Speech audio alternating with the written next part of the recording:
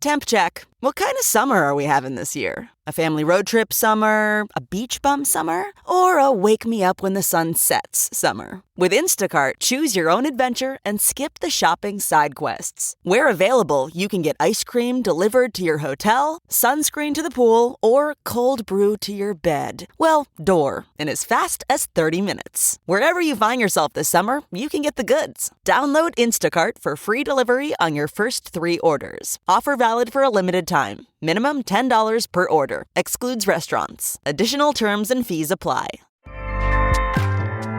Acast powers the world's best podcasts. Here's a show that we recommend. What is The Briefing Room? It's a behind-the-scenes look at how the criminal justice system works and the lives of the people within that system. If you love true crime, well, these are the real people who do the job every day of making sure justice is served. Hi, I'm Detective Dave. I'm Detective Dan.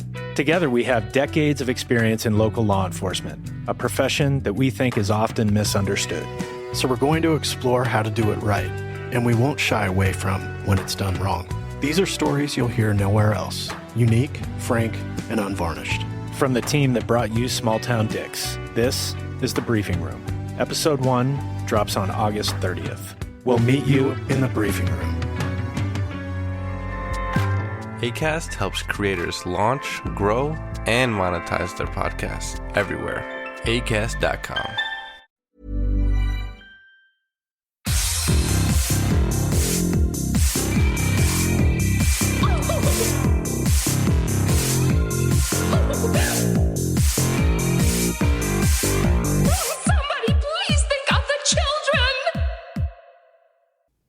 And welcome back to Scarred for Life, the podcast where we open up old wounds by looking back at the films that scared us as kids. I'm Terry. And I'm Mary Beth. Each episode, our special guest will bring with them a movie that traumatized them as a child. This week, our guest is Chase Thurman. He's one half of the Horror Queers podcast, and you can find his written work at Bloody Disgusting and Consequence of Sound. We also hear he's a pretty decent cook. Welcome to the show, Trace. Hi, everyone. Hello. I was digging into like your Bloody Disgusting thing, and your little profile says that you're a decent cook. Is that true? I think so. I worked in the events industry, like the wedding industry in Austin for about 5 years, and it made me hate everybody. And I was stressed out all the time, and cooking, like, because my co-host Joe, he finds cook to be like work. Whereas for me, cooking is my de-stressor. Like there's something about chopping. Yeah. I prop my laptop up on my dish rack and I watch shows and then I chop vegetables, and it's so soothing to me. Yeah, I did that today. I made chicken parm. It was delicious. And I listened to a podcast and just zoned out and cooked dinner. And it was awesome. Yeah. It's the best. It's definitely my go-away place for sure. I agree. I love cooking. So Joe's the odd man out. But speaking about Joe, how did you guys get together and decide to start writing your column, which eventually turned into the podcast? Yeah, so I'm glad that I listened to Joe's episode today. And there goes my dog, just whining already. No, so I could have this story recap for me. But no, I've been writing for Bloody since the end of like 2014, roughly. Wow, wow, cool. Yeah, granted, my output has decreased significantly, like in the past 2 years, because the podcast is kind of giving me the creative outlet that I need. And it's so weird, like writing for Bloody. I was writing like a day, like one article a day, like for a year. Holy shit. Wow. And I mean, granted, some of them were editorial, some of them were listicle, some of them were just random things. And it was super, super fun. And after a while, I found that like all the things that I really wanted to write about, I kind of already written about. So I hit a wall creatively where I was like, it just feels like work now. Like I'm not having fun. I mean, it's cool. I'm getting paid for it, but I was struggling to find the motivation to write. And so Joe had approached me the end of 2017 to say, hey, like, let's, we're both gay. Let's do an article series that is like, I mean, basically like a podcast in written form where it's like, oh, like we'll watch a movie. I'll write like 700 words. He'll reply with 700 words. I mean, Terry, it's like what you do with him with the TV reviews. So that's probably Joe's shtick by this point. But I mean, obviously he writes other things. He's going to kill me when he hears this. But I was like, yeah, sure. That sounds really fun. And so we did that for a year. So we started those in January of 2018, and we started with one a month, and then we started doing two a month, where it was like, okay, we're going to do one queer film or horror film with queer elements or a queer following. And then we also were going to do an off-brand film where it was like, oh, just something we want to talk about. And it's just like we did Anaconda one month. We did, I know you did Last Summer one month, but like we just brought a queer perspective to it without necessarily like commenting on queer aspects of the film per se. Mm-hmm. And so he always wanted to do a podcast. And I was like, I don't know, dude. I don't know how to do that. It's a lot of work. I think I got to buy a microphone or something. So I finally, like October of 2018, he basically like helped me see what I would need to do. He pitched the idea to our editors, Brad Miska and John Squires, and they were like, yeah, sure. Like, we'll totally support you. And like, you know, we can use this as a platform. And that's kind of how it started. And so we released our first episodes in January of 2019. And now we're about 73 episodes in. It's amazing. I know, that's crazy. It's crazy how fast they start to build up the episodes. It's, you know, it is. We struggled because we have our 100th episode coming up in November, as if that's like really close. But look, at this point, time means nothing, and November feels like it's tomorrow. So who knows?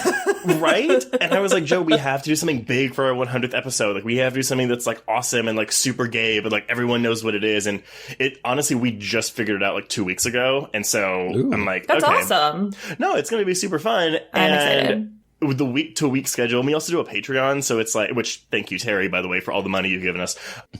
But like, so we're recording, I mean, a month, depending on how many Wednesdays there are in each month, 4 to 5 episodes for our main feed, which run from 90 minutes to 2 hours, plus 2 more full length episodes for the Patreon, which run from like an hour to an hour and 20 minutes, plus 2 minisodes, plus a newsletter.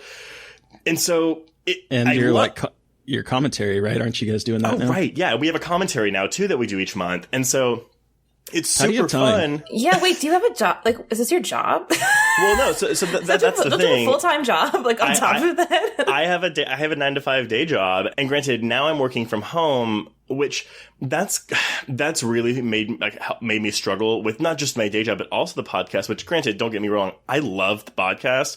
But now that I don't have a separation of like day job space and home life space. Oh God, yeah.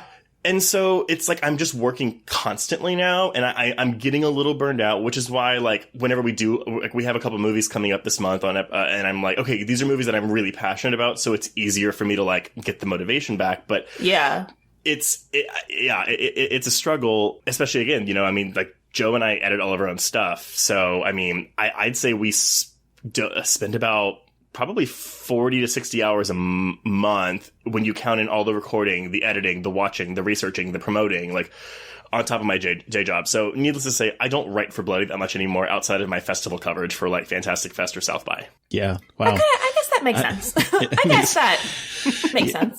It does. And I feel you on the burnout because I'm also working from home, and you know, my computer is now my like work computer as well as my creative outlet. So it's like finding that distance between the two is a struggle. That is for sure. You're not just freelancing. You have your own site that you're maintaining too. Exactly. Yeah. Like, I mean, I don't know how you do it, to be honest, Terry. Like, I mean, again, much respect. I have a lot of like, you know, respect for you for that. I could not do it. I can barely meet my freelance deadlines at this point. It's been a struggle recently, but this isn't about me. How did you get into writing, Trace? How did I get into writing? So, okay, I love talking about myself, but I sometimes feel like it's like because Joe likes to tell me I'm narcissistic, and so I'm like, and my husband does too.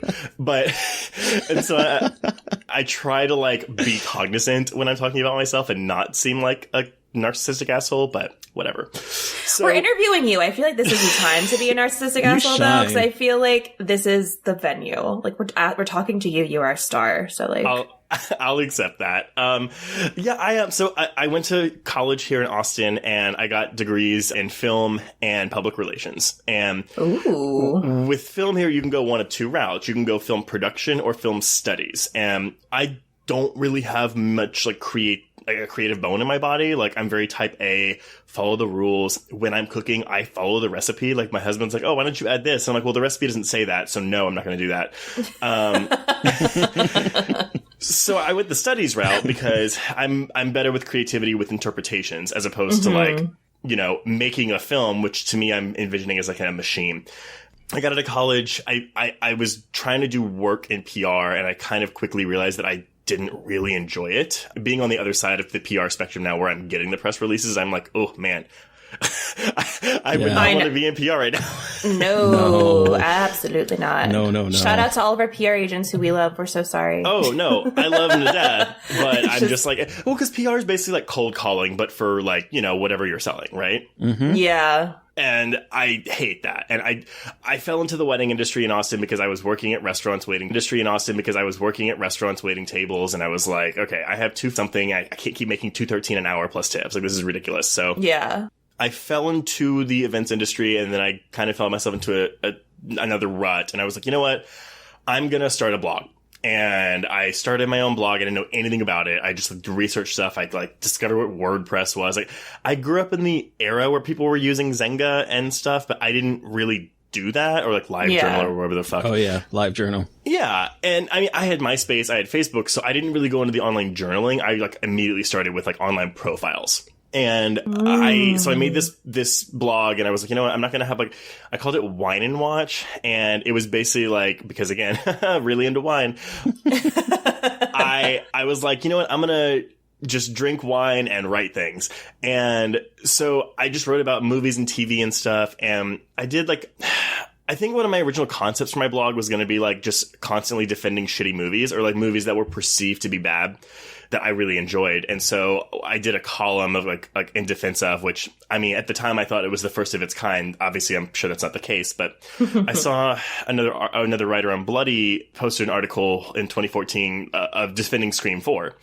I was like, A, doesn't need to be defended.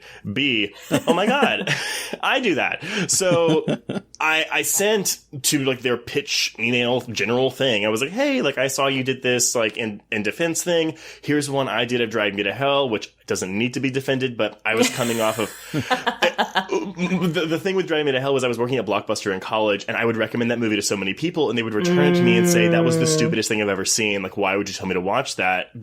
And I was like, well, it's because you don't understand like Sam Raimi and horror comedy and blah, blah, blah. You know, you're thinking it's not trying to be funny, but it is trying to be funny. And that frustration is kind of what motivated me to start writing.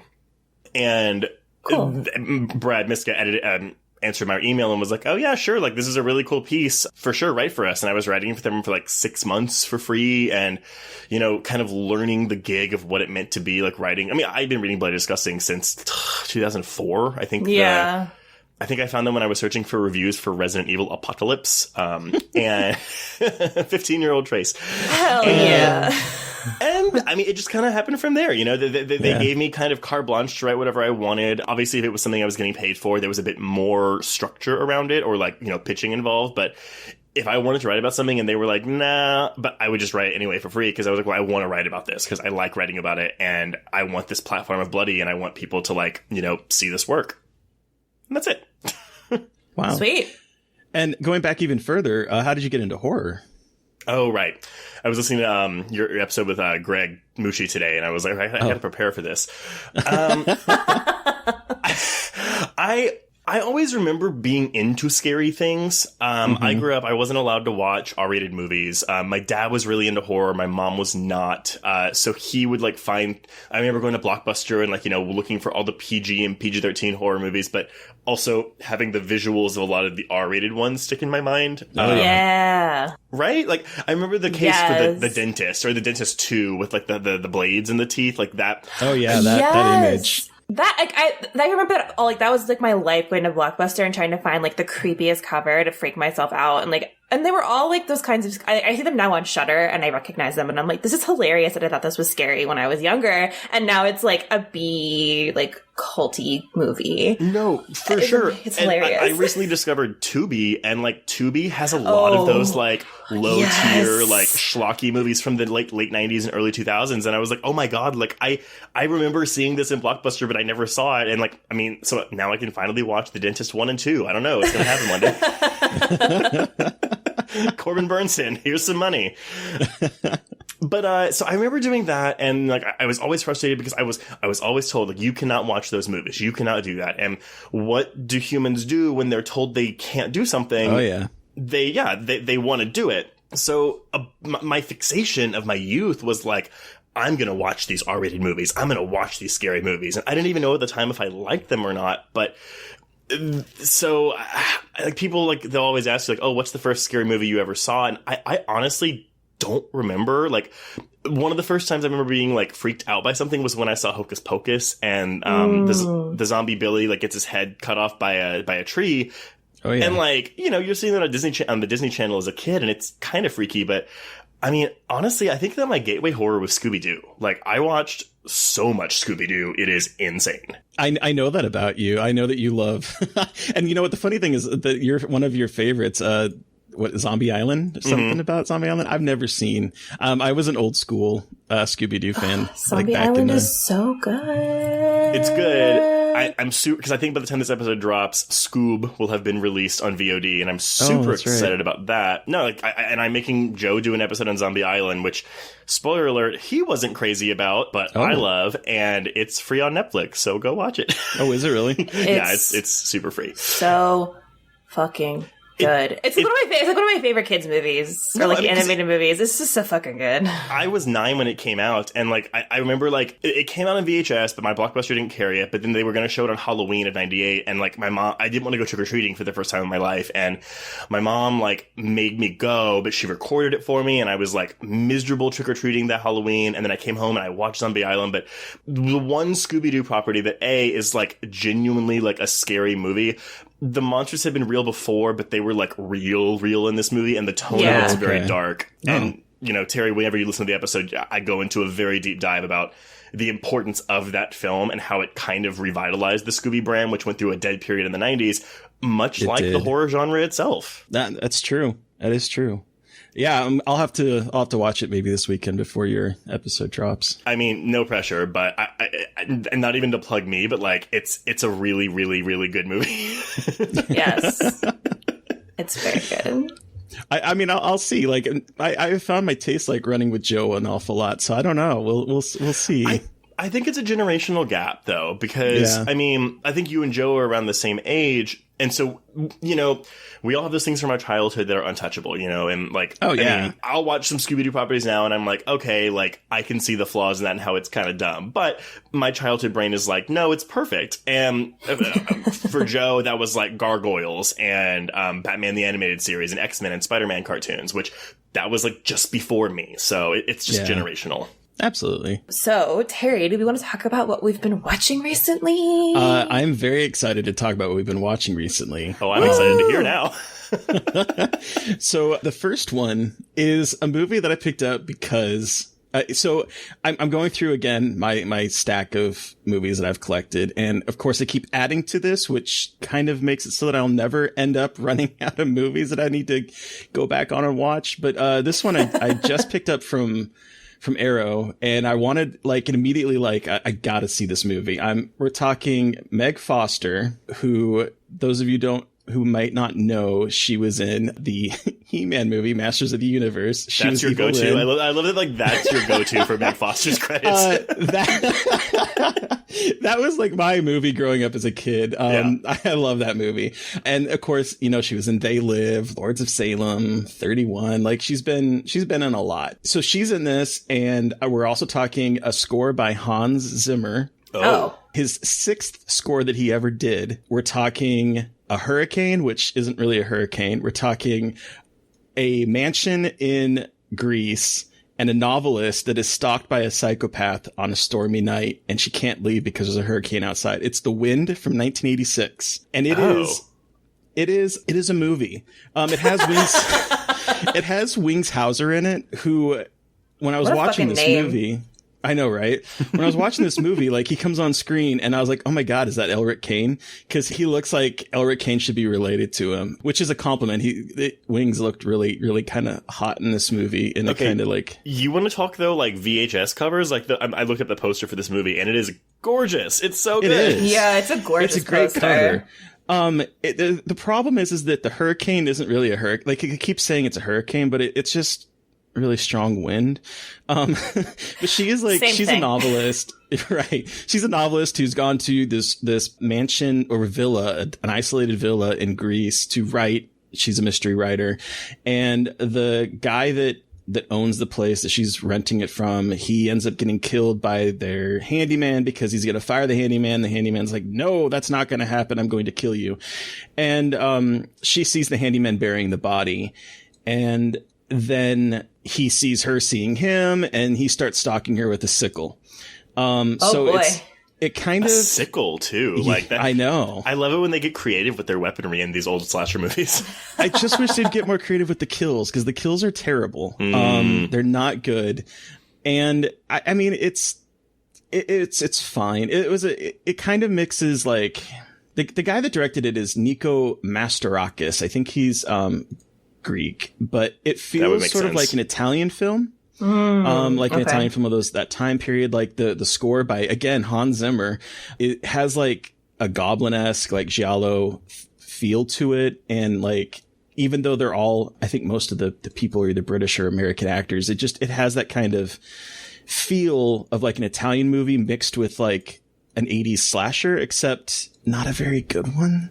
But it's entertaining. And I love movies where people are trapped because of storms or weather or ice or, those isolated type movies are my jam. Mostly the plot reminds me, like, I mean, just like with a woman trapped in her house, like, of like Mike Flanagan's Hush, or the hurricane aspect is like this movie called Burning Bright, where I love Burning Bright. People trapped in their house in a hurricane with a tiger. So right.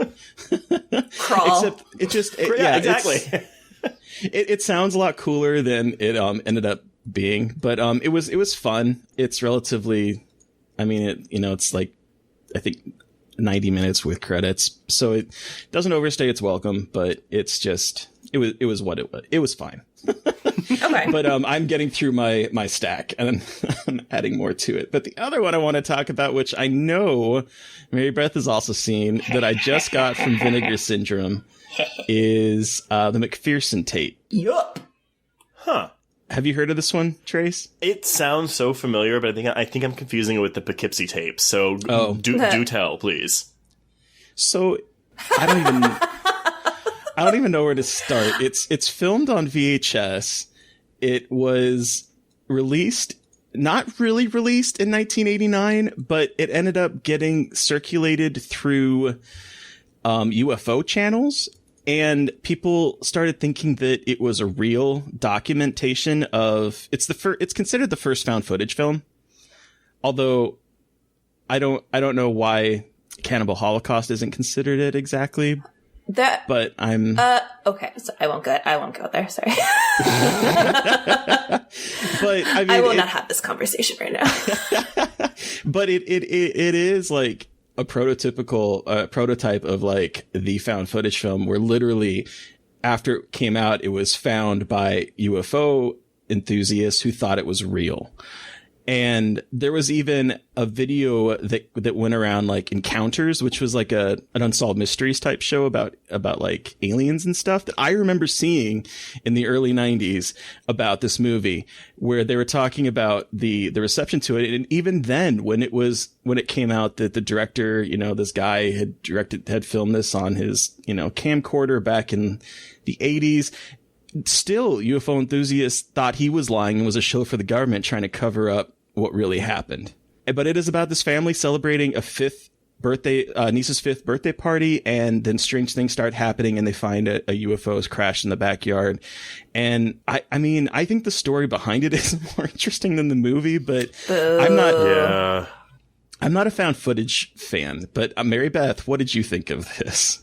I really enjoyed it. I think I I said boo, but I shouldn't have booed. The mythos behind it is super compelling and which makes it really cool. It's like the Poughkeepsie tapes or I can't think of the other one, but like films that people think are real but aren't actually real. Blair Witch, maybe even that. Yeah, that's true. Yeah. And like it has this like weird kind of like energy around it that's really interesting. And I thought it was just so fascinating how this was a film that like had this kind of film had never been made before. And I think that was really cool to see how that format looked. I mean, maybe it had been made before, but whatever, like first, like maybe true example that we've seen. And I thought that was fascinating in terms, especially about like the kind of film that was used and the way that it was created and the actors. And it did feel very authentic, which it did. Which I was really fascinated about like how the actors were all improv actors and it was super authentic. And I really enjoyed it but I like found footage. And I know that found footage can feel like a slog to some people because it's like a lot of the time at the beginning is like establishing the family rapport and it takes a while for it to ramp up. But I actually wanted to ask that though. So, because with Terry saying that he's not a found footage fan, what is it about found footage that you don't like?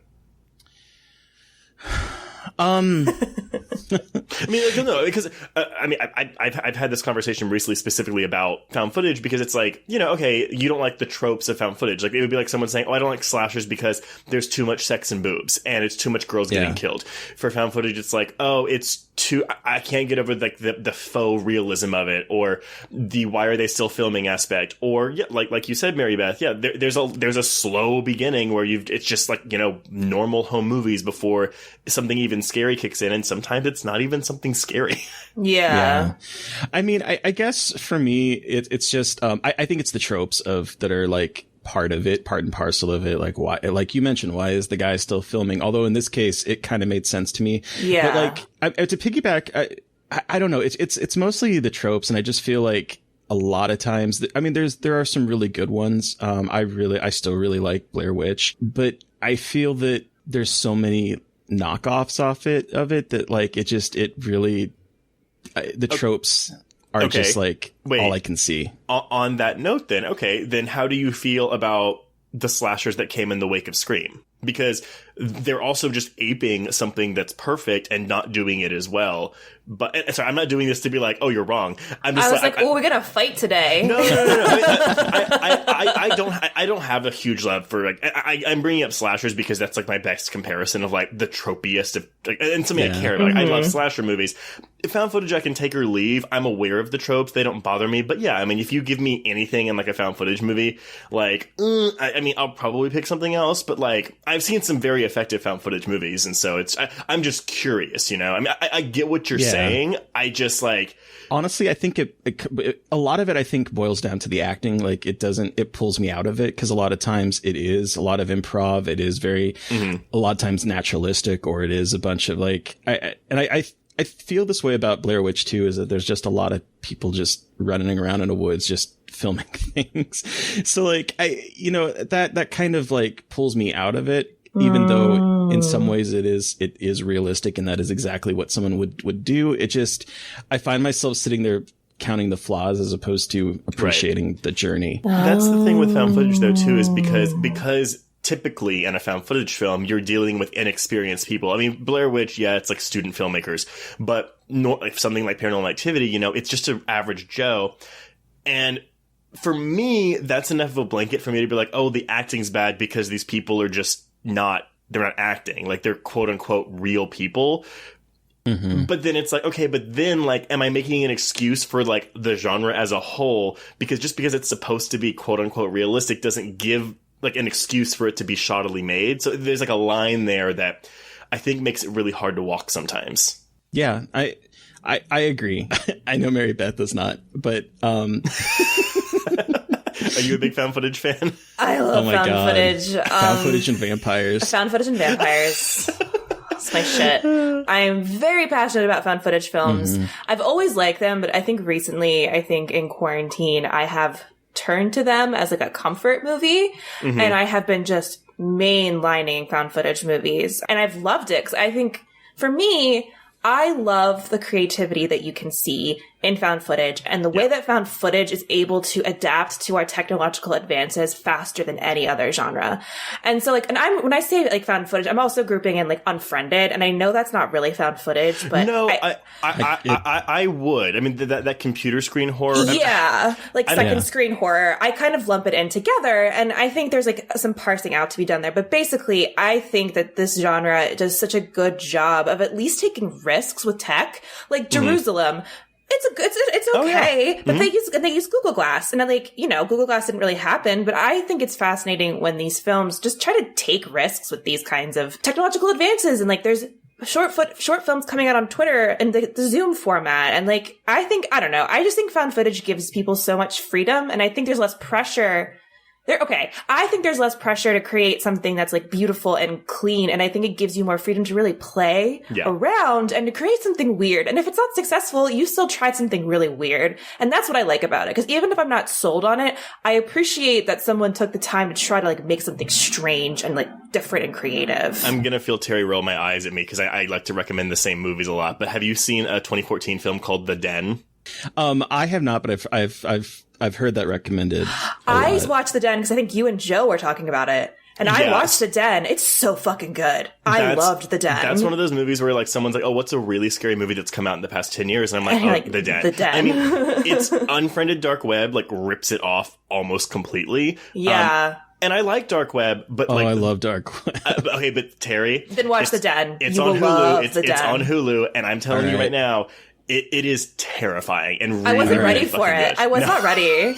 Like, no one talks about it. Like my goal in life is to like tell people watch The Den. And if I hear someone talk about Dark Web, I'm like, oh, that's great. It's a really good movie. But by the way, watch The Den because it came out first.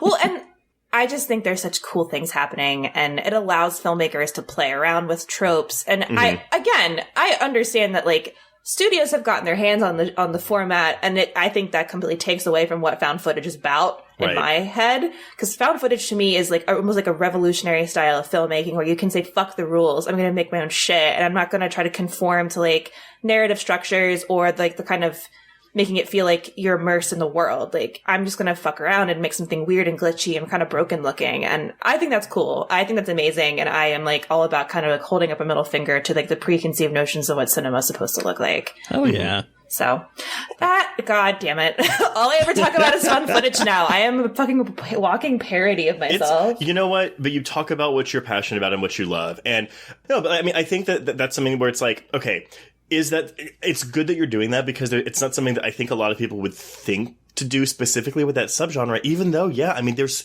tracing back like 2 or 3 decades, like there's so much to mine, like so much research to mine. So much to mine. And there's not a lot written about it because I think people write it off, but the history of found footage is so cool.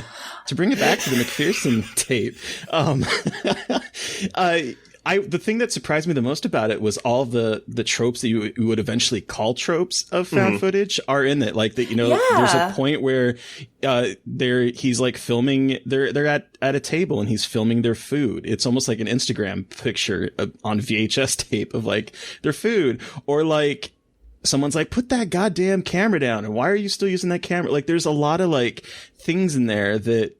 There's like a lot of darkness where they're out in the woods and all you have is like flashlights. So there's a lot of things that I thought it was very inventive, particularly for the time. It was the shot on video gave it an authenticity that is sometimes lacking for me in found footage films that I dislike. Because of that. It was so dark that like I had a hard time seeing things. So I was spending more time like trying to like parcel out what was happening vice enjoying the story. I think that might have been the downfall for me. Yeah. Okay. I understand. Found footage is a divisive subgenre, and some people fucking hate it, and I get it, but like, I don't know. I think what makes it, again, it's not my go-to. I think what makes me fascinated by found footage is that it's a very easy subgenre to fuck up and a very difficult one to get right. But because when it is done right, it's normally really fucking good. It's why I won't give up on the subgenre and I'll keep trying them, because I'm like, every now and then I'll get my den, I'll find the one where I'm like, oh, this defines the subgenre for me. This is worth it. Have you seen As Above, So Below? I have.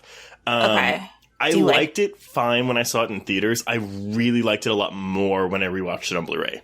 Okay, and have you seen Haunted Asylum, Gonjiam? I have not seen that. Okay, that's Terry You and gotta I's see that movie. one. That's Terry and I's Yep. movie that everyone needs to watch. It's on Amazon Prime. It's creepy as shit Korean found footage. Okay, Haunted Asylum, that's the name? It's Gonjiam. Gonjiam.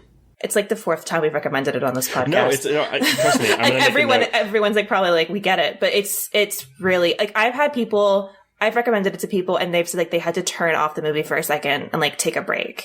No, I mean and my husband's really into found footage, and so that's why I tend to watch a lot of these. Like that's why I watch. Cool. That's why I watched Hell House LLC, like which I put off for so Yeah. long because I was like, that sounds terrible, and then I watch it and I was like, oh, this is like really scary. So Yeah, it's fucking freaky. yeah. And see, this is the thing that I like about talking with Mary Beth about found footage is that like I'm realizing the movies that like I do like Hell House, the first one, Yeah. not the sequels. The first one is Wait, fantastic. I will say the first one's a better movie, but I think the second one has more effective scares. Now the first one has amazing scares, but there are parts of the second one where I was like, I didn't want to walk down my hallway after I watched it. Oh, the acting can't in wait the to watch second it. one was so terrible. So The third one's terrible. really bad, but yeah. I thought the third one was better than the second one. Oh my god. Well, we're all entitled to our wrong opinions. Trace going for the blood. But like, I mean, Gonjiam, I think is a fantastic movie, regardless of the way it's filmed. And it's also an inventive found footage film. I think Wreck is a great one. Like there are ones that is the more I'm thinking about it that I really, Gonjiam's really new too. Yeah, it came out in 2018. Yeah, I think it's pretty it's new. really good. It's really really good. fucking And good. it's on Amazon. Awesome. Yay. Yeah. Oh, I'm going to add that to my list. And your husband will probably really like it. If he's a found footage person, like he will dig it. It's very inventive. And I'm it's like, no, terrifying. I'm adding it. I'm so excited.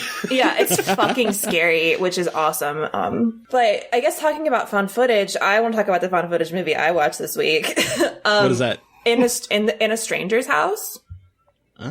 It is a 2018 found footage horror movie. It's one guy with a camera. It's the director, and it's Irish too. And Ashlyn Clark, I'm so sorry. I hope I got her name right. She did Devil's Doorway. So I am really into Irish horror. And so this is another Irish horror film. I feel like there's not a lot of it out there, but this one is really good. This guy goes to house sit. He like answers an ad to like house sit for this woman, and strange shit starts happening. And he's just like walking around with his camera trying to figure out what's going on. And for some reason, it just scared the absolute shit out of me. I mean, like, I thought it was effective in the tension. I also just like hate dark houses, and the whole thing is a dark house. And so it made me super tense. And the scares that it has, the ending's a little bit weird. I'm not really sure what to think of it, but the build up to it is really good. It's one of those found footage movies that I think is a little bit disappointing in terms of like people won't like how it ends, but I didn't have a huge problem with it. However, it was recommended to me on Twitter. It's on Amazon Prime. Amazon Prime has so many good like micro budget found footage movies, and it's again like a tight like 80 minutes. It's super short. And it's creepy, and it's got a lot of tension, and it's like one of those found footage movies that like gets right into the scares too. It doesn't like I like that. It doesn't take like 30 minutes to get there. It's like 15-ish minutes, and like shit starts happening, which I love too. I'm like, hell yeah, let's just go for it. So yeah, it's weird, and it freaked me out, which I love because it's hard at this point, as you guys probably feel. It's like hard to scare me at this point. Yeah. So that's what I have been watching. Oh, and also, I want to plug a show that I'm rewatching and watching the second season of, Hellier on Amazon Prime. Have either of you watched this show? No, why are you mentioning Never all these even things heard that of we it. don't know? But now I'm so excited. I'm excited because I'm like, I'm stressed and excited. Stressed because it's just going to add to my list. But like excited because I'm like, oh, good, like good content that I'm going to have Things to to look watch. forward to. So Hellier so I'm also a big cryptid person. And so Hellier it's nonfiction. It's a show about a crew of people who are investigating the Kentucky Goblins, which sounds very cheesy, and I understand that, but it ends up turning into like a Mothman, like high strangeness investigation. Oh. And it's on the second season because it's such a ridiculous investigation. And I also love that kind of stuff. Like I know that again, like Terry doesn't buy into that stuff. And neither does my boyfriend. He was watching it with me last night and he's like, what is this? I'm like, shut the fuck up. It's cryptids, and I love it. We got into a little bit of an argument, like not an argument, but just like talking about cryptids. And I was like, I feel like a crazy person right now trying to defend cryptid zoology. Like, but here I am in the year 2020 defending cryptid zoology. But it's on Amazon Prime, and I think it's really interesting, especially if you like cryptids or if you like kind of like ghost hunter shows. This one is really interesting and really, it's strange. Like, I wouldn't say it's scary, but if you are like understand the concept of high strangeness from like the Mothman prophecies, it's very much that, and it's very bizarre. But I really enjoy that, so that's what I'm watching. And it's right nonfiction. Now. Yeah, it's like supposedly really happening. So I mean, buy into that or not, but I think it's really good. All right. So Trace, what have you been watching? I don't remember if I said this already when we were on the air or before we were recording, but I feel like with this like shelter in place stuff, I've been regressing to like my 5th grade self. So like, I mean, I like Terry. I've been playing a lot of Animal Crossing. I've been going back and like watching and playing a lot of Pokemon, which I haven't done since I was 11 years old. Because we did Scooby-Doo and Zombie Island and its 2019 sequel, Return to Zombie Island, that came out last year. Yeah, it was our first double feature, but I was like, oh, there's 31 animated films between those. So shit. I signed up for a 7-day free trial of Boomerang on my Amazon Prime account, and like a lot of them are on there. So I've been watching a lot of these like Scooby-Doo movies. Very good. For shows, I've been going through DC's Harley Quinn cartoon show, which is amazing. Is it good? I've heard It's really so good things about it. It is an R-rated cartoon for Hell adults. Yeah. And the first episode, you watch it and you're kind of like, okay, like you're clearly saying fuck just because you can say fuck. You're being super gory, just like it feels a bit gratuitous, and it still is, but it kind of finds a groove and a rhythm. It's jarring because Kaylee Cuoco from The Big Bang Theory voices Harley Quinn, but she doesn't have the accent. Which initially I was like, that's stupid. But honestly, it kind of helps you take this Harley as her own and helps you separate her from all the other iterations, which I kind of like. And her best friend's Poison Ivy, who's voiced by Lake Bell. And it's really, really, really good. They are killing a lot of major Batman villains, which is shocking to me. I've only seen like the first 3 episodes, but like I agree. The first episode's like, okay, you're R-rated. I get it. You're saying fuck like every other word. I get it. But like by episode 2 and 3, I was like, okay, I'm into this. So honestly, I think the third one is when she gets her crew, which consists of Clayface and Dr. Psycho and King Shark. And that's when it really starts to click for me. It really does become more about her relationship with Poison Ivy. And how like they're friends, and women like, you know, have to support each other and not rival each other, and like, you know, the glass ceiling of criminals in Gotham. And it does a lot of satirical meta humor that's really good. And for the most part, it doesn't come across as obnoxious, which I appreciate, because I think with meta, it's really easy to do that. But yeah, I watched the entire first season in a day. It's amazing. And then this isn't going to make me sound very intelligent, but I binged the entire Wrong Turn franchise this month.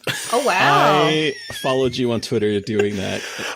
So they're doing a reboot maybe next year, maybe 2021. We'll see, or 2022. We'll see what happens with the virus. But I'd only seen the first 2, and I remember liking the first one as a kid, and I remember really liking the second one, which was a DTV sequel. But then I saw the third one, and I was like, this is fucking terrible. And so I just stopped, and I bought the box set. I mean, well, it's a 1 through 5 box set. I bought it for like $12, and then I had to buy 6 on its own for another $12. So that was a waste of money. But it was kind of fun. I mean, like, hey, hear me out. None of them are like good movies. And in case anyone doesn't know, it's, you know, redneck inbred hillbillies attack people in West Virginia. Like that's the plot of these movies. It was really fun. 3 is still atrocious. 4 is a prequel set in the snow, and it's not good, but it's really fun. 5 and 6 are bad. But yeah, I went through like a week and a half, like binging all these movies and live tweeting them for no one but myself. And I was following along. My husband was like, I don't really like that subgenre. You're on your own. And I was like, okay. Bye. It's funny that you bring this up, because like I also have the 6 set. Like iTunes was doing like a sale on it, like, I don't know, a couple years ago. Because no one wants to buy it. Right. And so I bought all 6 of them, because I've only ever seen the first one. And my brother has my Movies Anywhere account, so it like linked to that, and he's like, okay. He sent me a text like a few weeks ago. He's like, Terry, I don't understand why you don't have Aliens on here, but you have all 6 of the Wrong Turn movies. And I was like, okay, listen. It's really funny. It's like, I mean, like the first one I think is actually legitimately good. It's the only like major studio film with a big budget. I mean, a decent budget. It does have a problem in that like the kills are too far apart. Like there aren't enough kills and they're a bit too far apart. And poor Eliza Dushku is like kind of wasted in the climax. Like she's strapped to a bed for 90% of it while, Charisma Vacuum Desmond Harrington does all the work. And that's that. But the reason the second one is so good is it's because it's Joe Lynch who directed like Mayhem. Right. And that's the one that like keeps coming up as everyone's like, oh, Wrong Turn 2 is really good. And that was actually why I bought the set. I think he wrote that like they had a fourth of the budget of the original and it shows, but honestly, most of the blood is like practical. I mean, there is some CG. There's a tree debarker death, which I thought it was a wood chipper, but it is a tree debarker.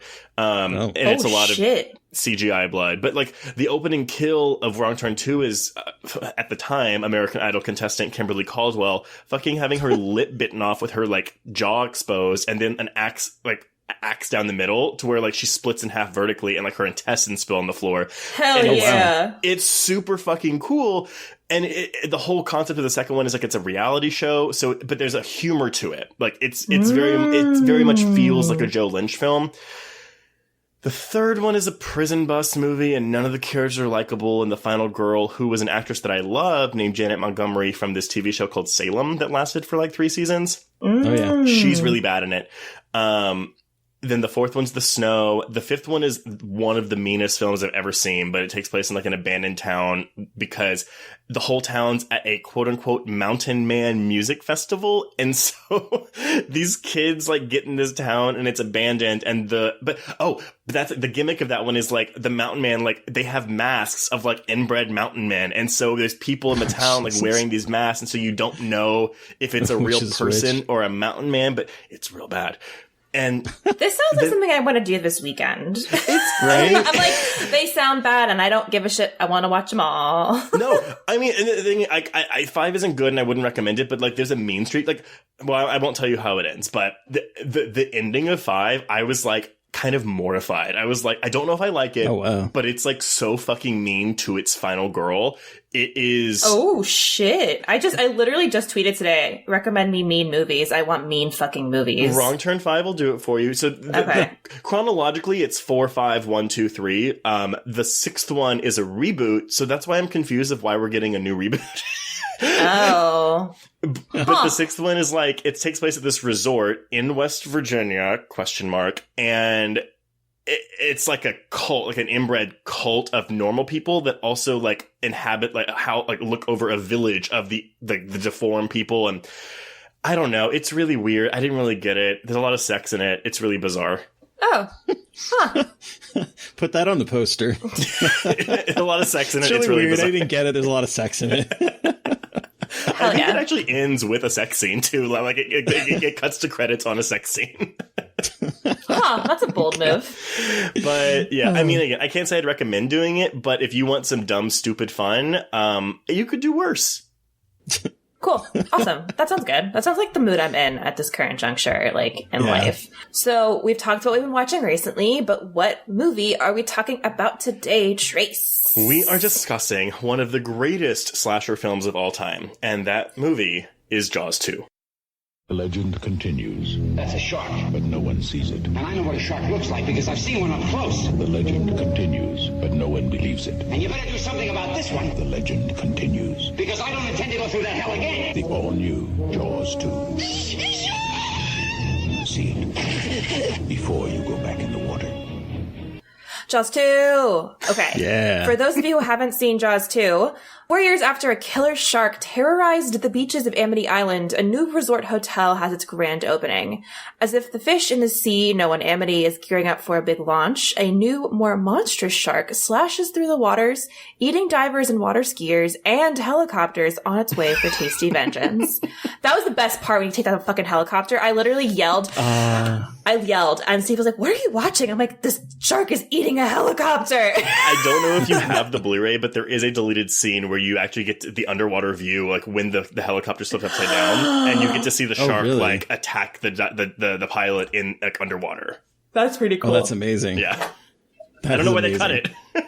I don't know either. So, Trace, how old were you when you first saw Jaws 2? I was trying to figure this out today because I was texting my dad. I was like, okay, I saw this at my grandma's house when I was like between the ages of 5 and 7. I don't know how old I was, but the reason I picked this, because I've actually seen Jaws 2 more than Jaws. And it was the first Jaws movie I ever saw. And it's the first time that I remember being like legitimately scared. But it was one of those movies that aired on TBS or TNT like all the time in the 90s and early 2000s. Yeah. So my uncle, it was on, and like my uncle was like, "Oh, it's Jaws 2," and like my 5 to 7-year-old self is like, "What's Jaws?" And he makes me watch it, and I was probably closer to 5, but like I just remember never having seen. I've never seen a creature feature. I didn't understand what killer animal movies were. I didn't have much of a concept of sharks, except that they were fish. Well, wait, fish? Yeah, they're fish. Sorry, I'm thinking of that cunt in the movie who's like, "This is a mammal. This killer whale's a mammal, Mr. Brody." That's not a fish. That's a mammal. But yeah, and so there's a couple things that really like. I mean, obviously the skier death is cool. Then you got to wait like another hour for the shark to attack again. But the things that really struck me in this film, The Thing, it really is. There's a moment in the film late in the film when the kids are allowed, and that's why I call it a slasher film, because the last 30 to 40 minutes of this movie are effectively a slasher film with a bunch of teenagers out in the water, and the shark just decides to start going to town on them. And we'll talk about that for sure. Yeah, and there's one death involving a character named Marge, who maybe has 3 lines in this film. But the manner in which she dies is that you just see the shark come up behind her and it swallows her whole. Like you actually see the shark's head like twitch. So like you see it gulp her. And for me as a kid, like that was so traumatizing. There's not a lot now that scares me, but I've actually found that certain deaths, like ways people die, really, really affect me. Specifically, like if there's like a decompression chamber scene, like with bodies bursting, there's a scene in Cloverfield when Lizzie Kaplan dies by like popping, but like you see her in silhouette. Oh, yeah. Like that kind of stuff. It's like where it just, you can't even imagine that happening to you. It's so traumatizing to me. And so to imagine this girl getting swallowed whole, it was shocking. So much so to the point that like I had a nightmare. I don't even know how soon it was after where I saw it, but like I had a nightmare that I was swimming in the water and I got swallowed whole by a shark, and I was like in the shark's stomach with the decomposing body of Marge, and she was reaching for me, telling me to help her get asking for me to help her get out. And and so it quite literally scarred me for life. Oh no. Wow, I can't imagine that. I don't know. It's just that those getting stabbed is one thing, like whatever, but like space deaths too. Like if someone like ejected into space and they freeze, like that was also like very upsetting to me. So yeah, when you asked me to come on this podcast, I was like, there's 2 movies of like what I remember like freaking me out as a child, and one was Beetlejuice. But with Beetlejuice, there was a doll that I found as a toddler where when you pull its string, like the head spins around. And I apparently had like nightmares for years, but it wasn't the movie that did that to me. Whereas with Jaws 2, like this movie, like watching this movie really, really fucked me up. And besides Scooby-Doo, it probably like helped me get into horror. Wow. That's awesome. Cool. Mm-hmm. That scene is really effective, and it was really effective even watching it as an adult. You say that she doesn't have very many lines, and it's true, but she had been taking care of poor Sean the entire movie, and to like see her trying to save him, and this little brat lives while she gets like eaten in a gulp, sacrificing herself for him. It's like, it's a good scene. So rewatching it, I'm aware of the film's flaws. It's way too long. The pacing between the ski death and like when Eddie dies is because so much of it depends on everyone thinks Chief Brody's insane, and to the point where when they finally find Tina, and you're supposed to feel bad because she's like in shock and giving a really good performance, but I literally wrote in my notes, I was like, if I was Brody, all I would be yelling right now is, I was fucking right. Right? I know. That's what I was thinking too. I would be like rubbing it in everyone's face, like, fuck you, fuck you, fuck you. But that being said, like, I still have so much fun with this movie, and it's just, like, I had a note actually, but anyway, it's just real fun, and like, it's worth getting past that draggy second act to get to the slashery elements of the last act. Yes, I had never seen this movie before. I am obsessed. Yes. Okay. Yes. Well, you've seen Jaws, right? I'm not going to gatekeep you, but no, Jaws was a movie actually I talked about when we first started this podcast. Oh wait, no, y'all have an episode on it. Duh. Yeah. So Jaws was a movie that like formed, like, is a very formative film for me as a kid, as an adult, and I think a lot of why I didn't see Jaws 2 was because I was like, there's no point. There, like, to me, I was like, the sequels don't matter. And so, which is dumb. I get that. But like, in my young brain, I was like, I don't need to see Jaws 2. But it's so good. Like, better than could expect. And at the end, I was messaging Terry just about like how harrowing the final act is, with like all of the kids trapped on the tops of the boats and like screaming and praying to God to be saved. I'm like, oh my God, this movie took a turn into something very upsetting very quickly. Well, like, and there's that character Jackie who exists only to cry and whine the entire, like, every time she's on screen. And people hate her. They're like, oh, she's such a whiny bitch. And I'm like, okay, but like, she just watched this girl get swallowed whole. I'm sorry. Like, nope. I would be freaking out a little bit too. Exactly. I'm like, what did you expect? If that happened to me, I would have passed out. Like, I would have been screaming too. Like, that seems like the normal reaction to me when you see someone get swallowed whole and eaten by a fucking shark. But your mindset, though, of like, oh, like, sequels aren't worth it. I mean, that was Steven Spielberg's mindset. I mean, everyone knows that, in the first film, the shark would never fucking work. And so he was like, I'm not doing that again. Yeah. Right. Yeah. And he also had said that, like, making a sequel to anything is just a cheap Carney trick. Yeah. At the time. But there was a point in the production, though, where, because the original director of this film was the guy who did Let's Scare Jessica to Death. And he was basically like, there was a bunch of stuff, but like, because, hey, Lorraine Gary, who plays Mrs. Brody, like, she was the wife of the head of Universal at the time. Yep. And basically, he was like, oh, we should have Mrs. Brody go out on the boat with the chief and, like, help fight the shark. And everyone was like, no. That's stupid. And so I was hoping that was going to happen. I will admit that. Well, you can watch Jaws the Revenge and you will get that. So that's fucked up. I've seen Jaws the Revenge. What? I did not know this about you. Lorraine Gary's star vehicle, Jaws the Revenge. Michael Caine vehicle. Because it was on TV and my mom put it on and she's like, let's watch this movie. I'm like, all right. But see, though, that movie's dumb, but the problem with that movie is it's not even fun because I think there's maybe 3 kills in the movie. And I mean, depending on which cut you watch, because Mario Van Peebles dies in like the TV cut, but he doesn't die in like the Blu-ray cut. It's really weird. That seems the opposite of how that usually works. It's I might have them switched up, but that movie's really bad. But yeah, and so like basically they had this guy, his name is John D. Hancock, but he also fired like another actress who had a relationship with someone at Universal, and this is what I find fascinating. They didn't like the dark tone. Like, they had started production. Yeah. He had done 18 months of like development for this film, right? They start filming for about a month, and they were like, oh, it's too dark. It's too horror-y. We want it to be a bit more lighthearted and action-y. So they fired his ass. Yep. And then they hire, oh God, Je ne sais Je ne sais. Yeah. Je ne sais quoi. Jinx. Yeah, there is a script online of the original Hancock version. What?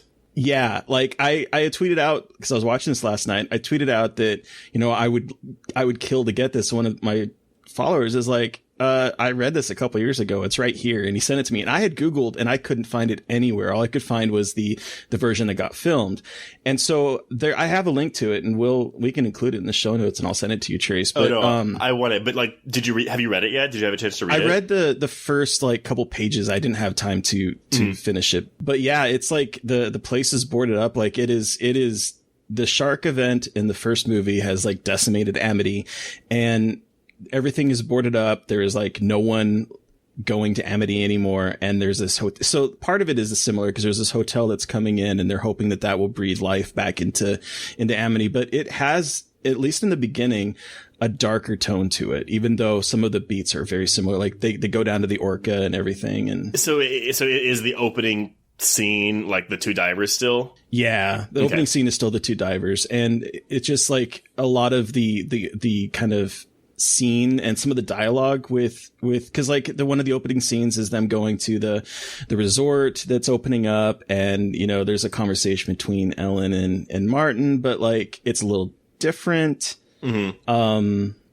But yeah, so like there's definitely things that they salvaged from that script, but like I definitely can tell, at least from the opening scenes, that he was going for a bit more realism. I mean, let's be honest, that town probably wouldn't have been able to survive that shark. I was thinking the exact, I'm like, okay, look, yes, you killed the shark, but you also had like 5 people die on your island. So, right.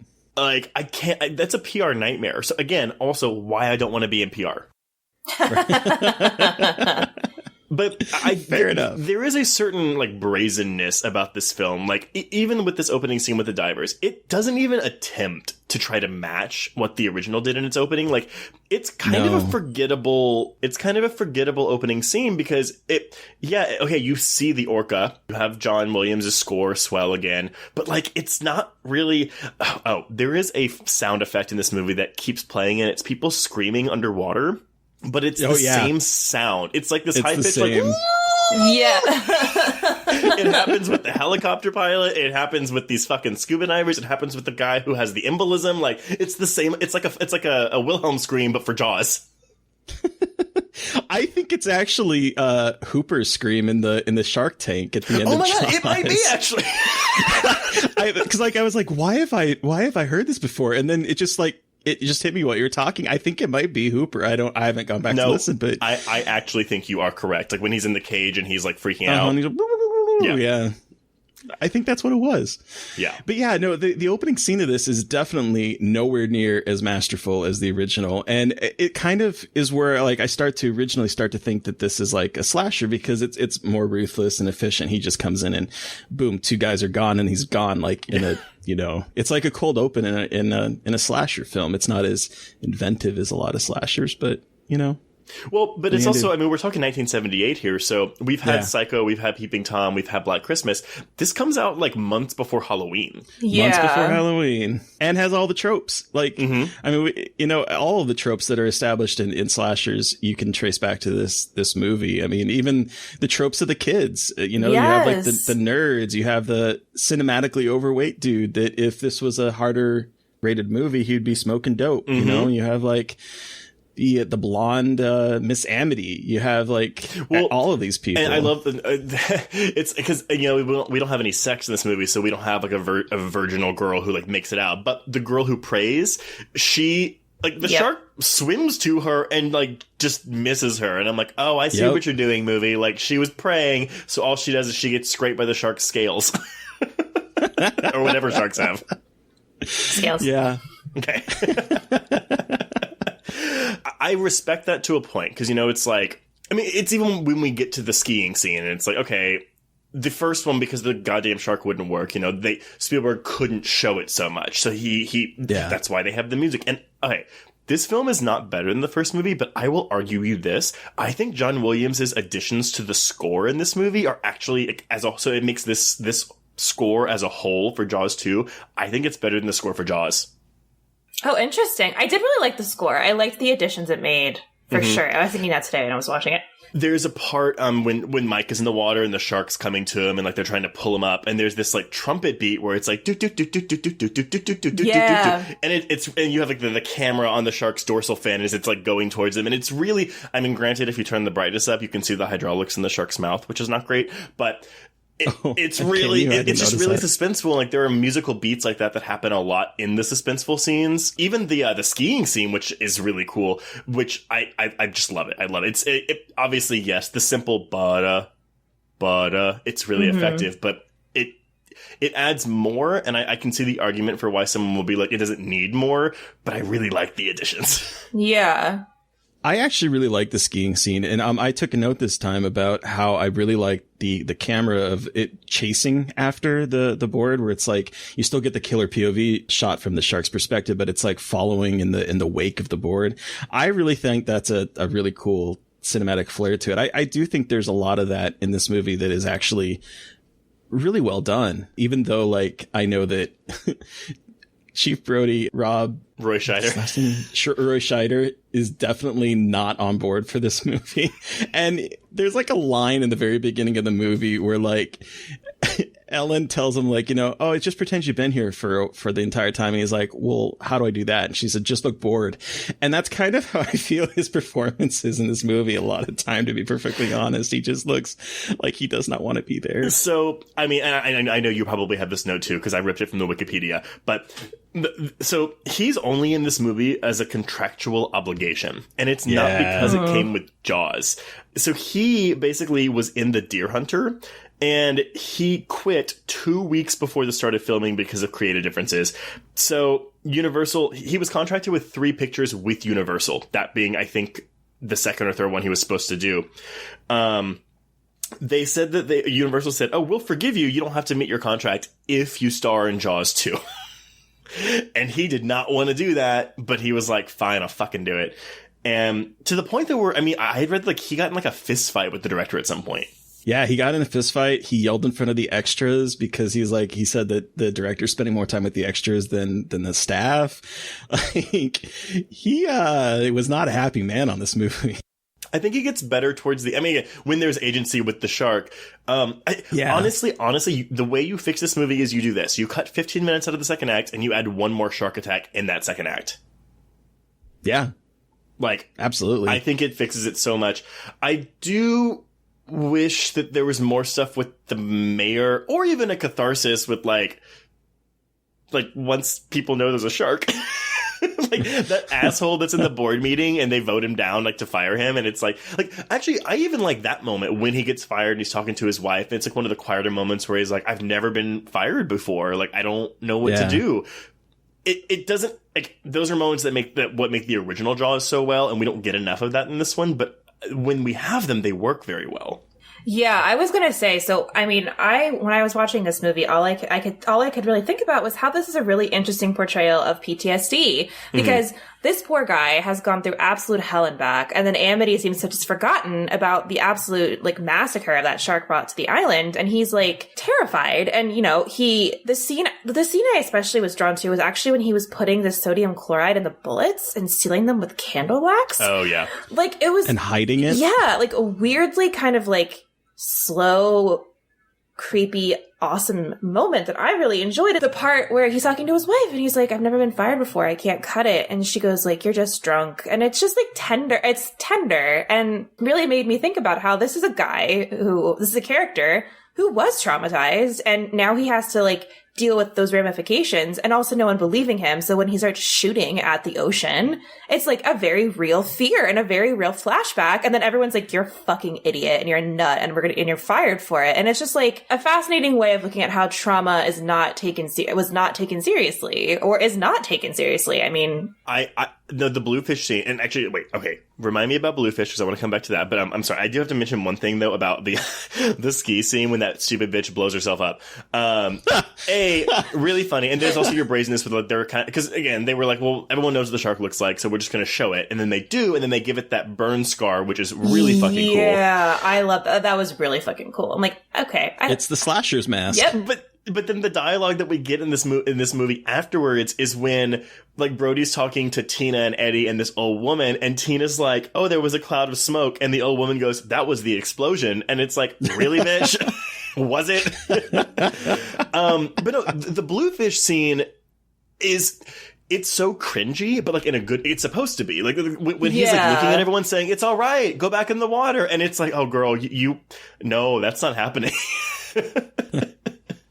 And it's just, and then when he's standing on top of the crow's nest looking out, and everyone's like, what is that crazy guy doing? And the way he's being mocked was, like, so frustrating for me, because I'm like, this happened not that long ago. Like, there was a fucking shark eating people off of off of the coast, my dudes. Yeah. Like, it's not that unbelievable. And that was frustrating. Like, that's just me getting too invested in that part. But yeah. It does kind of remind me, though, of where we are now, though. I mean, like, oh my God, I know. I know, because it's all about money, right? Like, all they want to do is it's just like it was in the first movie. Like, they want to get the business. Like, they rely on summer money. The shark only wants to come around in the summer for some reason. And so I'm in Texas and they're reopening places. And it's like, okay, you care about money, but what about our safety? Yeah, they're reopening. So there's a big beach in Maryland where I live, Ocean City. They're reopening it this weekend, like the boardwalk. And it's like, oh my God. This beach is like notorious for being kind of dirty and like a little bit grody. And like in a regular summer. And like, I cannot imagine people going to this fucking beach for Memorial Day weekend. And they're like, oh, but they'll practice social distancing. I'm like, are you joking? On a boardwalk? Really? Like, no one is going to do that. And I definitely was thinking of that when I was watching this. I'm like, oh, this looks exactly like how the beach is going to look this weekend, and how annoyed I'm going to be that like they were going to have a spike because everyone is going to the fucking beach. You know, I was thinking about how this movie scared you was as a kid, Trace. And when I saw this movie, I had the opposite reaction. I saw them in order. And when I was a kid, Jaws terrified me. We've talked ad nauseum about me swimming in a pool in Alaska indoors and being terrified that the shark was underneath me. Like, that movie really did do a number on me. But Jaws 2, what it did is it started me down this path of like, if I couldn't finish the original movie, I would go watch the sequel, because Jaws 2 did not scare me. I thought you saw the shark more, and I thought it was cool. So like, I loved Jaws 2 growing up, and I loved Jaws the Revenge even more because you saw the shark so much more. Wait, do you like Jaws 3D? No. See, okay. I think I did as a kid, but like, I do want to say one thing, because there is a death in, I mean, I haven't seen Jaws 3 a lot. I still own it, but like, there is a death in that movie where someone gets swallowed, but like, you actually see them inside the shark as the shark is like opening and closing its mouth. And the death is of the person you see, is you just see blood like flush out of the gills. And it's, again, also very fucking terrifying. Yeah, no, I definitely can see that. But like, this movie like continued my fascination with sharks. I had this memory of, I would draw sharks as a kid, like just the breaching the water, like just the like on the poster of Jaws 2, just like that shark coming out of the water. And, you know, that was like my obsession as a kid. And I remember I have this memory of seeing on like, we never had cable, so the only type of TV I would watch was like the local channels. And there was this time where they were like promoting Universal Studios, and they had like the shark ride for Jaws that is no longer there. And I just remember watching that because it kind of recreates the ending of Jaws 2. And I just remember watching that, the kind of special on television, and going, oh my gosh, I can't wait to go to Universal Studios to get on this stupid ride. Cause like, Jaws 2 was like my favorite until I saw Jaws 4 as a kid, but there's no accounting for taste. Hating on found footage, preferring Jaws 4 to Jaws 2. What's next, Harry? Dude, I was 8 years old. No, I'm fucking with you. I know you are. No, but I've ridden that Jaws ride twice, and I went back to Universal Studios back in December, and it was the first time I've been since they removed the Jaws ride, and it was very, very sad. I don't remember what they replaced it with, but there's a Fast. It was part of the Harry Potter world, wasn't it? Maybe, or there's also a Fast and the Furious ride. I mean, I'm gonna put ride in quotes. I love those movies, but that ride is atrocious. Anyway, it's very sad to not have that ride anymore because it's very fun. They kind of make up for it with the Jurassic Park River ride, but it's not as good. My favorite story about the Jaws ride is that when I went on it with my family, we went on vacation, and it was like the summer before I started high school, and my little brother and I went on it, and my brother tried to jump off of the boat because he was so scared of the shark. I'm like, buddy, you're going to jump in the water with the shark. And he's just like, I have to get off the boat. And I was like, oh no. And it was like, it was long enough ago that I think it's hysterical now, but like, he definitely is embarrassed about it. So if he's listening to this, I'm sorry, Jamie, to share your trauma with everybody. But that was an amazing, amazing moment. I didn't get to go on the ride until like gosh, 2011 maybe. Oh, so like, you were like at the tail end of its existence. Yeah, like I went there with some friends for someone's birthday, and we went to Disney World and we went to Universal Studios, and that was the first time I'd ever been to Universal Studios, and that ride is. I'm sad that it's gone, because even though as cheesy as it is, and it was cheesy, like I will still watch YouTube videos of people going on that ride just because I have such a connection to this movie and that kind of like. Well, that ride. I think there's like 3 encounters or maybe 4 with the shark, but there's one where you go in a shed and the shark like yes. That's the scariest part to me, because you're enclosed, you know, like it's terrifying. Yeah. And the lights go out and and he's like flashing the light and everything. Yeah, I love it. I just love it. So, okay, we've talked about, you know, like the like again how different the scares are in this film, but did you think that it was suspenseful in the scenes where it was trying to be suspenseful outside of just like shocking you with the shark or the kills?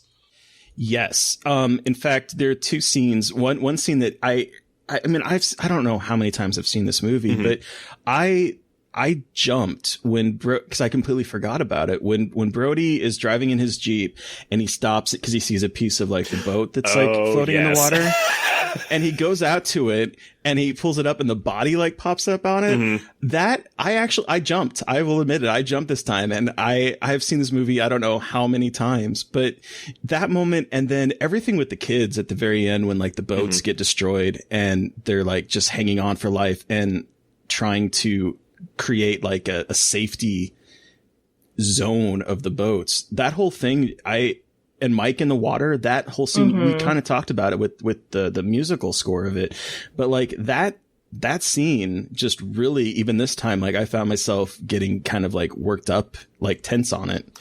I think for me, there's the water. So yeah, the water ski scene, because the way the camera cuts, it's going from like the POV of, and there's a part where like you see the back, like the end of the ski, like right there on like the camera's viewpoint, and you're like, oh, the shark's like right there. It's great. There's also the scene with the parasailer where they keep dumping in and out of the water. Yes.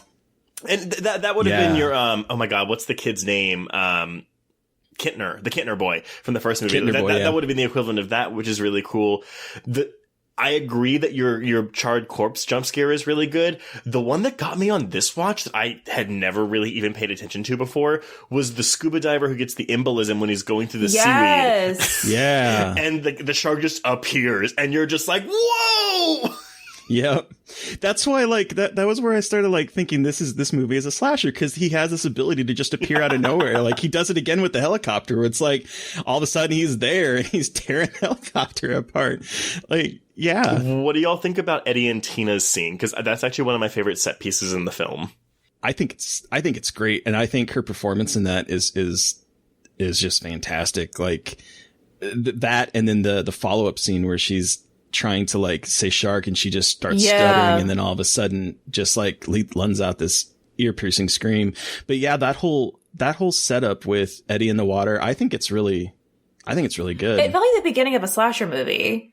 Like, right? Yeah. I'm getting like, I've got like bruises on my butt and my mom's starting to get suspicious. Can you get a blanket? And like, it just felt like the most in that hard ass boat. Yeah. He's like, why do you need a blanket? I'm like, ew. Okay, but can we pause for a moment? Because like, how is her mom seeing bruises on her butt? Also was a question I had, and I was like, bathing suit? Maybe because she's wearing a bathing suit? I think it was the 70s, and so people just walked around naked in front of their families. That too. I mean, that's what hair says, right? There's something, so it's because like, you know, he gets knocked off and like she sees the shark and he is like a mile away, and it's just like she can see, like, and she's like, swim, and it's like, bitch, he's not gonna beat that shark. But there's the part where like, because like it's really cool where the shark like drags him to the boat. And he's like on a hydraulic thing, but he's holding on to it, and you just hear him going, Tina, and then like the shark just pulls him down, and it's so visceral and effective, and it's just like, ooh. Well, and even before that, when he slams into the boat, like there's a sound of his like head hitting the boat, and like, ooh, that's brutal. That was brutal. And I love that helicopter scene. I got to keep coming back to it because it kills me. Yeah. That whole sequence. Well, the pacing, I mean, I clocked it. So like the kids go off on their boats 64 minutes into this movie. the shark doesn't attack them until 83 minutes. I mean, this is after the Tina and Eddie stuff, but like so look, the last like 20 minutes of the movie, you have the Mike almost getting eaten, the helicopter, Marge's death, the climax. Like it is like boom, boom, boom, boom, boom, and it's almost like narrative whiplash after the second act, you know? But that helicopter, I mean, okay, does it work for y'all or is it stupid? I loved it. I thought it was badass. I was like, fuck yeah, I want more helicopters getting taken down by big ass animals. I think I love like that. It's ridiculous, but I am obsessed with it. Like the fact that it fucking jumped out of the water and grabbed the helicopter. I'm like, fuck yes, I love massive set pieces like this. They're so good and dumb and I want more of them. Like, I just think they're amazing. You know, it was so weird watching this now post, a couple years ago, I watched, The Last Shark, which is an Italian Jaws ripoff. And there is a sequence in there where like they're trying to rescue people with a helicopter. And this guy, he's like on the ladder and he falls into the water and he keeps like trying to climb up on the thing and falls into the water. And then the shark bites him in half and then proceeds to pull down the entire helicopter that's like dangling above the water because he grabs onto the ladder or whatever and just pulls it down. And so like after watching that, it kind of makes me laugh a little bit, but like I still think it's an effective. I forgot how small the helicopter was. I know. I was like, oh, that is a tiny little helicopter. I guess a shark could overtake. There is a really cool effect when it gets pulled underwater when the propellers fly off, or like one of the back propellers. If this is a Final Destination movie, like one of those kids would have been like, you know, propeller in the face. But there's a sound effect where I don't know if it's a kid screaming because they're all screaming or if it's like the sound of the propeller flying through the air. It's like this really high pitched scream, but it's a really good blending of like those kids. Like, I mean, again, it's good sound design, I think, but, I do wish one more of those kids would have died. Yeah. More death, more kid death. Well, that's why Sean's there, right? Like the only reason, because they could have put Sean on the boat with Mike, like easily. Right. That's what I thought this time. I was like, okay, you're taking this, but what about the little kid? Why can't he go with them? He's only there to add suspense for the conservative family members in 1978 who were like, oh my God, that's why Sean's the only one that's always in trouble, in danger in this movie. But you know what I also appreciated in terms of like narrative development with the helicopter this time was the fact that, you know, they're coming to save the kids, and in fact they put them in more danger because now their sails are destroyed. Like it does the exact opposite. It's like it's that kind of midpoint turn where it's like, oh, they're gonna be saved. Oh no, it's worse. The helicopter's gone, and now their sails are gone, and now they're gonna start like falling out into sea. Well, and that feels very like a slasher. Like, you know, you think a cop is going to come and help, and you're so excited, and then he immediately gets chopped in half. Yeah. Like, again, very slasher-esque when, like, the incompetent adults show up and make a beacon of hope and then are immediately taken down by the monster. There was this Mad magazine, I think it was Mad, that would do like, spoofs in their magazine of movies. And so they had one for Jaws called Jawed. It was JAW apostrophe D. And they did one for Jawed too. And I have a hard time watching the end of this movie simply because in the comic, Brody is smacking the shit out of the wire, right, to like attract the shark. And in the comic, as he's hitting it, the kids are like, man, he must really believe in like corporal punishment or something like that, because he is just like wailing on it as if he's like spanking it. And so every time I watch this movie now, I think he is spanking the shit out of that. What did that wire ever do to him? I was always so confused because, like, okay, we get the Chekhov's wire, like the cable that comes up earlier. Oh my God, 25 minutes in. Yeah. And then we have the woman that says, like, that stupid bitch who's like, oh yeah, they're attracted to sound, blah, blah, blah, blah, blah. So it's like, okay, obviously setting up the climax. But from what I gather, so Cable Junction is where all the power for Amity Island comes from? And all the cables extend from that island to Amity to feed it power? I think? Yeah, I think so too. By the way, that island was made out of plexiglass and started like floating away at one point. What? Yeah. I noticed at this time that like it does not look like a real island, and it's because it was made out of like foam and plexiglass. And there was one point where like I guess they didn't tie it down at night, and it started just traveling in the ocean. And then, I guess there's really not much. I mean, again, Marge's death is, obviously we've talked about it. It's fucking terrifying. It really is just the finale, like the death of the shark. I do like the face-to-face charging that we get, even if it's derivative of the first movie, but the way that we see the shark coming, like it's like we see it, like right at the top of the water. So it feels more intimidating to me than it is in the original. Like with the original, we get the shots of like the shark chewing on the air tank, the oxygen tank. But this one, like, it's like we just see the entire scale of this shark as it's charging towards Brody. And I love it. Yeah. And it feels like, and I feel like, especially like thinking about how this talks about PTSD, it really is like you are literally confronting your demon, and it feels like this very cathartic moment because it's like finally facing off, finally getting that validation, and finally getting to say "fuck you" again. And it's like it felt good to watch that ending part, I guess. I agree. And the thing is, the only thing is, because in the first movie, he already has a fear of water because he had, I think it was an incident with a shark or something, or like a whatever, or I don't know. He had a fear of water. So the first movie kind of deals with that with the same thing. But this to me feels, because we weren't there for his water incident in his childhood in the first movie, but we know what he's facing against and what memories he has because we share them too. So that's why, like, it on a character level, like, it actually works for me better in Jaws 2 than it does in Jaws. Yeah, I actually would agree with that, which is like, feels weird because the ending of Jaws is amazing, but this one just feels like so much more satisfying in a way to me, only especially because you have the context, like you said, of the first one, and you feel like he's finally doing it, and like it's face to face, and it's like just him and a wire. It's not a gun. It's just like it's him. It's all there is. And he's right, and like in the first one, he's sinking in the ship, and you're obviously gonna, if he doesn't kill the shark, he's gonna end up in the water. But like in this one, he is literally holding on to this wire. It is mano a sharko, just. One of you is going to die. And I agree. I think it works really well, even though I don't think his line is that good. What does he say? Like open wide or something like that? I know. Yeah. I was like waiting for him to say like, smile now, you son of a bitch, or something like that. I'm like, that line is just so good at the end of the first one. No, I mean, and again, I am never going to tell someone Jaws 2 is better than Jaws. Now, if you say, if I'm bored one day and I want to put on a Jaws movie, I'm going to put on Jaws 2 over Jaws. Granted, I think Jaws is like 2 hours and 15 minutes, and it is paced much better than Jaws 2. Yes. Yeah. 100%. I forgot this was 2 hours long. Yeah. I started watching it last night. It's a full 2 hours, and this is gonna be controversial, like, I get the brilliance of the third act of Jaws and the three men hanging out and trading stories and the USS Indianapolis speech and blah, blah, blah, blah, blah. I just prefer watching all these kids be terrorized over watching three straight white men bond over men things. Valid. Over men things. Valid. I feel that, though.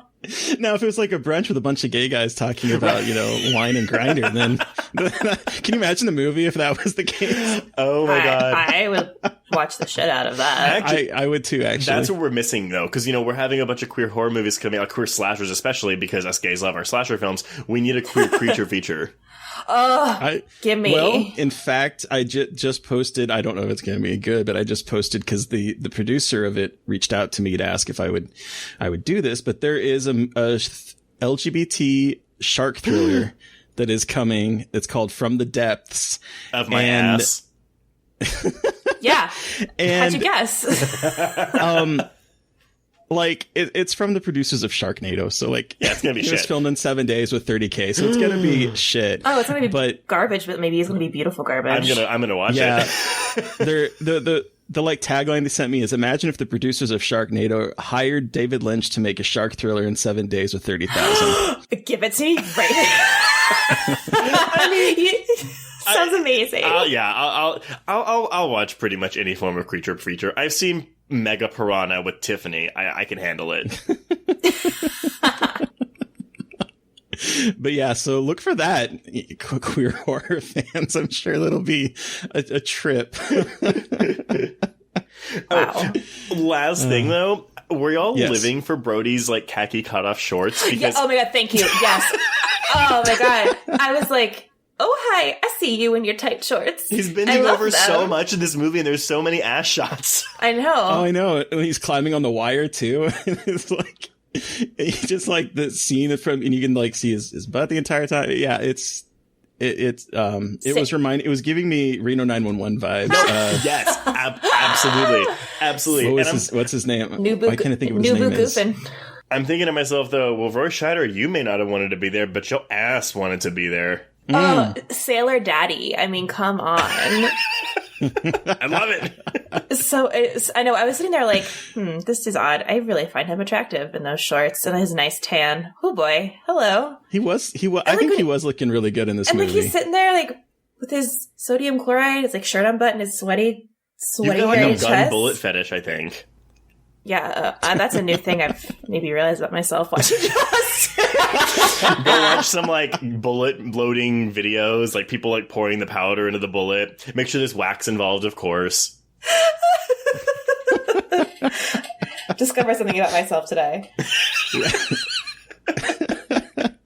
And that's what we live for here at Scarlet for Life, discovering our kinks. Discovering our kinks. That's your new tagline for just your show in general. There you go. I mean, it's been that way for me on the show, that's for sure. Opening up old wounds and discovering new kinks. There we go. So, do we want to wrap up and give this movie our final rating and final word? Yeah. Cool. Yeah. So, Terry, how many swallowed marges out of 5 do you give Jaws 2? Poor bitch. Sexy. She's still leaving. She's still Swallowed living in my marges. brain, like partially decomposed in the shark, like asking me to help her to get out. Oh, Oh, poor baby Marge. Trace. Oh, God. Maybe. Here's the thing. Like, I don't think this movie is as good as Jaws, but I do think in some ways it's a lot more fun. Mm-hmm. I would probably give it, I'll be honest, probably 4 Wow. swallowed marches out of 5. And I think part of it might be the nostalgia factor. Mm-hmm. I have a lot of, fond memories of this movie that really, I mean, I wanted to be a marine biologist when I was young, and it was because of Jaws and Jaws 2. And, you know, I can't look at it with, clear eyes, to be honest, but I do think that's kind of that, that comes with the territory of this show, right? well, Exactly. absolutely. A lot of the ratings we give this are like very much informed by nostalgia, which I think is like, it's great. Like, Random question though. So have y'all had, I mean, so cause Tara, I heard your opinion on The Shining too, but like, has there been a film that someone's brought on that one of you were like, no, like this has no nostalgia for me. I don't like it. Like not into it. Like actually quite a few of them because I'm actually like quite a bit younger than Terry. So I don't have the same nostalgia for a lot of the 80s horror movies. So I am not as attached to those. So there were a couple movies like Hell Night I had never even seen or heard of. But that wasn't even like, it wasn't a very good movie. And then I didn't think it was good. No, it's not. It's not. Yeah, we haven't had, I don't think I've seen any movie where it's like, oh, I'm dreading watching this. Although I will say that I was kind of dreading watching The Shining just because I knew that my thoughts on it weren't the same as everyone else. I heard. I know. I respect you, but it makes me so sad. You can go watch the 1997 TV miniseries with Steven Weber and Rebecca De Mornay. I don't want to watch that either. De Mornay's I actually like De Mornay as Wendy, but like she is Stephen King's Wendy. Like she's not Kubrick's Wendy. No. But I mean, you know, Joe made y'all watch Ghoulies, so at least I gave you Jaws 2. You know, in terms of movies, I think you are winning out on that case. That is absolutely true. Sorry, Joe. No, my husband Ghoulies loves Ghoulies 3. Ghoulies Goes to College. Loves it. And me and my friends had a Tiny Terrors marathon, so we watched like the 2 Gremlins, the 3 of the 4 Critters, and 3 of the 4 Ghoulies. And I had never seen any Ghoulies before, and I was just like, this is the most garbage shit I've ever seen in my life. It's amazing. It's amazing. It is pretty garbage. I haven't seen any of the other ones, but yeah. 2's kind of fun. Wow. It has a carnival setting, but otherwise, no. I'm sorry, Mary Beth. What is your rating? How many swallowed marches out of 5 do you give this movie? I think I'm going to give it a 3 swallowed marches. Okay. It was my first time watching it, so I didn't have nostalgia for it, but I was pleasantly surprised going into it because I had like held Jaws so close to my heart. And seeing this one, I went in very skeptical, and I was very pleasantly surprised with what it is and how different it is from Jaws and how it really does diverge from what it initially, like from their first film, and is a slasher. Like, I think that is such a fascinating, like, arc that it takes. So I will give it 3 swallowed marches out of 5. Trace, you have the final word. So I think officially, yes, it is 3. Like, this movie is a 3 swallowed marge movie, but I am a 4 swallowed marge person for this. Now, granted, would I just start it at the Tina Eddy scene? Probably so. I mean, like, that's really when the movie, like, kicks off, right? There are nostalgia goggles on for me, but I do think it's a ton of fun. This viewing, I really did feel the lag in pace more so than I have felt before. And that's why sometimes things from your childhood should stay in your childhood as fond memories. But you know what? Coming off of Jaws, I think it is very good at what it tries to do. It is better than Jaws 3 and 4. And I'll echo your sentiment. It's a lot of fun, and I would recommend that anyone who hasn't seen it to at least give it a chance, because while it won't match the heights of the first one, it's nowhere, like, I would never call this a bad movie. No, not at all. It's definitely like it's much more fun. It's less like terrifying and more just like a fun slasher movie. So with the underwater, I would have liked to see that dark cut that they were making. Yeah, that's true. I would have liked to see that. Well, thank you so much, Trace, for joining us to talk about Jaws 2. Where can our listeners find you, and what do you have coming up you'd like to share? Yeah, so you can find Horror Queers, I mean, pretty much everywhere. Just type Horror Queers. It's at Horror Queers on Instagram and Twitter. It is just Horror Queers on Facebook. We also have a Facebook group that the people who are members are really, really active on. For me, it's Trace Thurman. For Facebook, Instagram, and Twitter is Traced Thurman. That's a D in the middle of my first and last name for my middle name. And what's coming up? I mean, we just released an episode, our double feature episode on Scooby-Doo on Zombie Island. We have an episode on Park Chan-wook's The Handmaiden coming out this week. And, well, that's that is the end of May, I think. Maybe. Yeah, sure. Whatever. I don't want to give our June schedule away. But yeah, I mean, that's, I think that's really it. I mean, we have a whole back catalog of like 73 episodes, so go listen to some of that shit. Do it. Yeah. So listeners, you've heard from us, but we want to hear from you. What has been your experience with Jaws 2?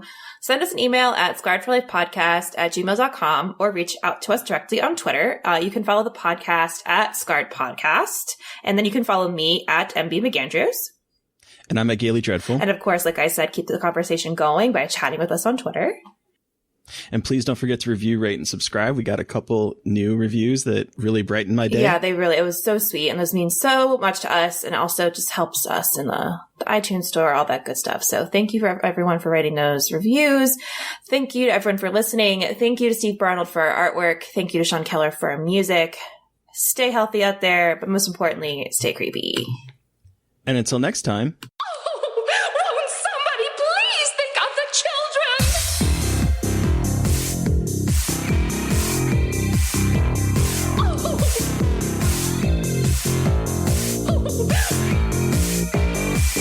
Won't somebody please think of the children?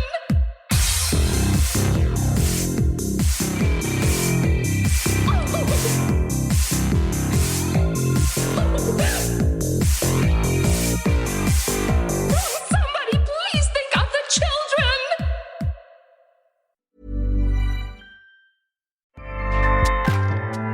Acast powers the world's best podcasts. Here's a show that we recommend. What is The Briefing Room? It's a behind-the-scenes look at how the criminal justice system works and the lives of the people within that system. If you love true crime, well, these are the real people who do the job every day of making sure justice is served. Hi, I'm Detective Dave. I'm Detective Dan. Together, we have decades of experience in local law enforcement, a profession that we think is often misunderstood. So we're going to explore how to do it right, and we won't shy away from when it's done wrong. These are stories you'll hear nowhere else. Unique, frank, and unvarnished. From the team that brought you Small Town Dicks, this is The Briefing Room. Episode 1 drops on August 30th. We'll meet you in the briefing room. Acast helps creators launch, grow, and monetize their podcasts everywhere. Acast.com.